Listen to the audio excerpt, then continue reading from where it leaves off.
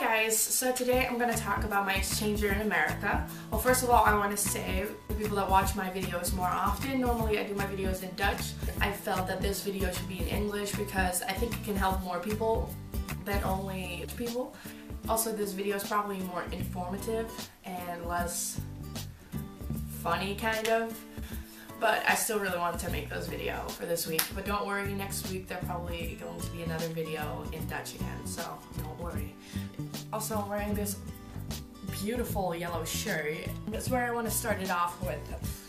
STS is the organization that I went with that basically arranged everything for me. First of all, I want to give a little bit more information about my year. So I went last year from 2012 till halfway to 2013. I went for 10 months. I left here in Holland on the,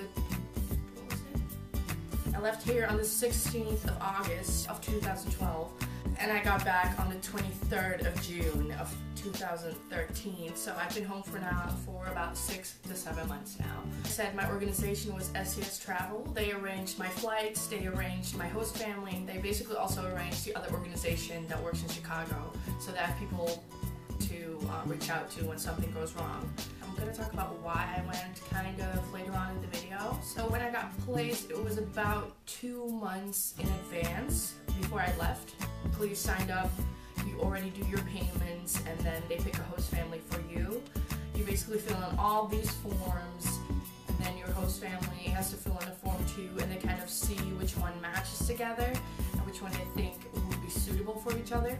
So 2 months in advance, I got an email with all the information about my host family, which is really nerve-wracking, and also my school and the city I was going to live in. The city that I lived in for 10 months is Chicago. It's in Illinois. It's in like the Midwest area.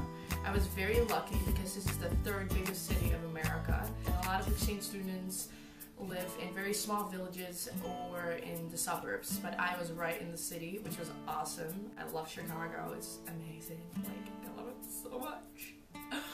So much. I know that I'm really lucky and most exchange students didn't get to go and live in cities, but I really feel like this was fake. I mean, it is what you make of your year. Seriously, I was lucky that I got to live in a big city, so I got to maybe experience a little bit more or go shopping more often. But it's really just the whole experience that you create that makes it awesome. My host family, I was also very fortunate with. At the time that I got there, my little host brother was 8, my host sister was 11, and I had a host dad and a host mom. My host mom was also Dutch, like me, because I'm from Holland. I was very lucky because I got to speak Dutch with her. Honestly, I couldn't have wished for a better host family. I never wanted to leave, or I never needed to leave. So I was very fortunate with them, and they are amazing people, and I cannot thank them enough. I just want to start at the beginning of my journey. So first, when I went, I said goodbye to my family and my friends on Schiphol Airport, which is in Amsterdam. Really sad, but I was already kind of living up to it, and it was just kind of cold turkey.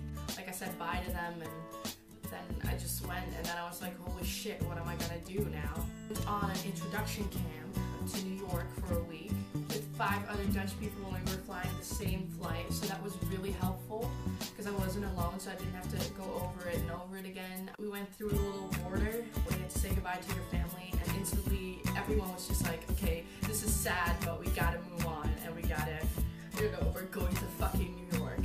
We basically just became friends instantly, which a flight from Amsterdam to London, Heathrow, and then we met up with Danish people, Finnish people, Norwegian people, Italians, Germans, everything and everyone. And it was really awesome because we were with a really big group, and we got to know different cultures and different nationalities. And we took the flight to New York, which is such a long flight in my eyes. Then we got to New York and stayed there for a week. We stayed in this college called New Rochelle. Got to do all kinds of fun activities to get to know each other and games, and we went to New York City twice, and one time that was like, I can't even believe it actually happened. So we did a boat tour around the skyline of New York. The boat slowly got darker and all the lights were on, and we got off the boat, and then it was like, oh, we have a surprise for you. There's a limousine waiting to drive you to Times Square. So basically we drove to Times Square in a limousine. Like, oh my god, when I think about it, it's just amazing that I did that. So I had a really awesome week there, and I met a lot of friends, and it was really fun. The recommendation, if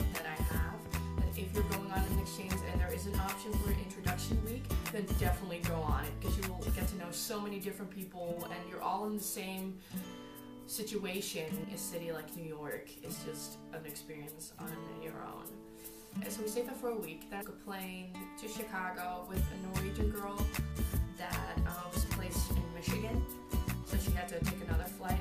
Basically, we said goodbye to each other, and it was really sad. And saying goodbye is the hardest part of it all. I swear, Jesus Christ. And then reality really sunk in, and I was all by myself at this giant airport with my suitcase, and my phone broke in New York, so I couldn't call my host parents. And I was terrified. Like, I literally stood there and wanted to cry so bad. I actually ran in the bathroom and cried, and I was like, oh my gosh, you gotta keep yourself strong. You're thinking, what have I done? I was so nervous. So I got my suitcase. My host family was a little bit late, and I was just like, oh my gosh, please don't let me stand here. Like, I was so scared. Then I saw them, and it was kind of natural actually. It was still really surreal to me because the only thing I wanted to do was cry and cry and cry, and I just wanted to go back home. I wanted to take the next flight home. I remember sitting in the car and looking outside and being like, oh my god, I'm in America. Got to the house, like I said, I felt really sad and I really felt like I made a wrong decision, and I went upstairs and I opened my suitcase and I started crying. After a week or two, it wasn't weird anymore, and you know, I was cuddling with my host sister and brother and my host mom and dad. It was just normal. It wasn't weird anymore. It happened really gradually, which was really nice. But the first 3 months, I really had a case of homesickness that really hurts. I used to think, because I don't really have much with the city that I live in now, so it's like, oh, I don't care, but being away from your family and your friends and everything that you know is so hard. Can you stop? Phone, stop. I'm gonna put it on silence because this thing won't stop. But being away from your family and friends for such a long time and realizing that was the hardest part, especially with Christmas. But eventually, in 4 months' time, you get over it kind of quick and you get a lot of distraction because you're constantly doing new things, constantly meeting new people. You're always busy, so you kind of get over that. And then school. I went to Lincoln Park High School, which is a completely different school than I was used to here in Holland. It was something. It was definitely something. I'm gonna put on something else.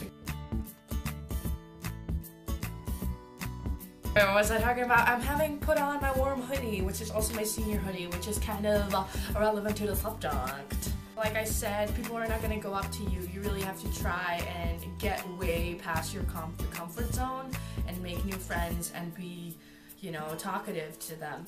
My tip is really be yourself, be your best version of yourself, and talk to people, try new things, like things you have never done before in your home country because of what you thought people would think of you or because you were afraid what people were gonna think of you. You just have to do it. Like, it's your life, and exchange year is definitely the year to try all these kinds of things. 12 months, I really had some trouble because I didn't feel like I would be able to fit in there, and I was way different than everybody else there. I come from different countries, so it's other beliefs and other things. It's really hard for me to kind of fit in my own head to feel like good enough. Like 2 friends the first week, which one of them is still my best friend, which is Yosra. If you're watching this, I love you. She was a Moroccan exchange student, and Lucia, and she was a girl that went to school there.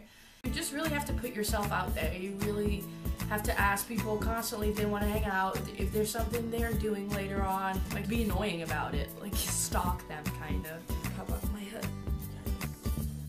By the end of the year, I don't want to like brag or anything, but I had a lot of friends, and the best thing, they liked me because I was completely myself. I wasn't somebody else, or I was trying to be somebody else, and they didn't find me strange or weird or that crazy Dutch girl. I was just being myself, and that made me feel really good and feel very accepted.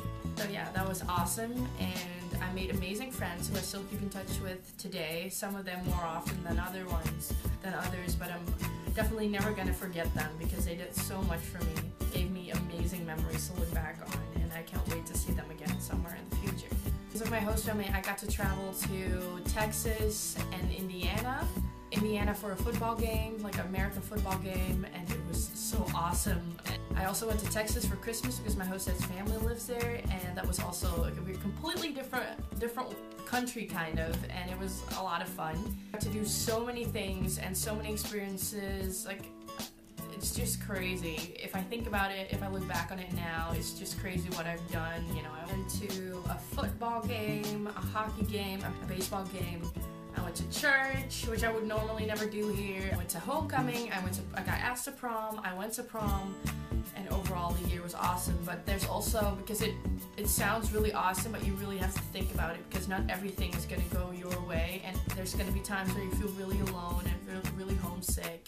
If you look back on all of that, like midway through the year, then it's definitely worth it, because it's just an amazing experience. You get to learn so much about yourself. Basically, you have your whole family, you have your friends, but you're still all alone in a different country. You get to learn so many valuable lessons.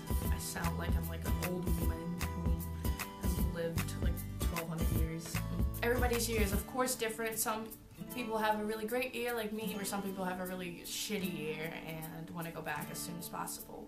But honestly, when you're having a hard time, or if you're really homesick, then you just have to basically fight through it. Distractions, and when you think you're not gonna fit in and you're not gonna make any friends, just keep on trying, just be nice to people, and it will happen eventually, and you're gonna have some awesome memories to look back on.